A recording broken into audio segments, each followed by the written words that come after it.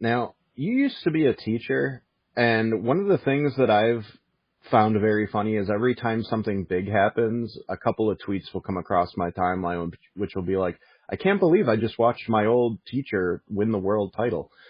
Do you ever get to reconnect with any of your old students at shows? Like, is that something that's Yeah, been able to happen? yeah, I do. Not as many as I would like to be honest.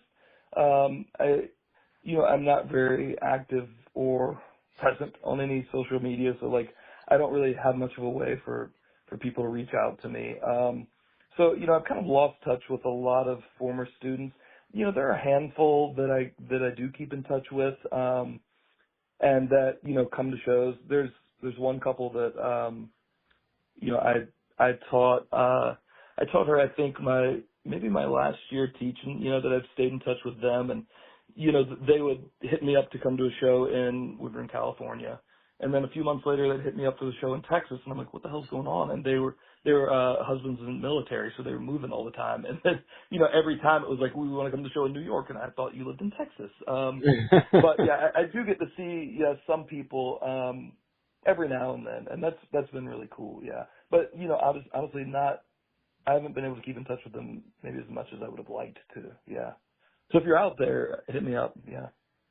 Now, out of curiosity, you sort of got out of teaching right before the whole ChatGPT thing sort of took off. What are your thoughts on that, on both teachers and students using the AI stuff now? I'm very glad that I was out of teaching before that became a thing. Yeah, And for what I taught, in the way that I taught, I don't really think it would have been too large of an issue for my classes, but I'm not remotely informed enough to have a strong opinion. Other than my deepest sympathies go out to the people who have to think through this, because the technology and the capability of stuff is always going to be ahead of understanding how to deal with implications of it. So yeah. for sure.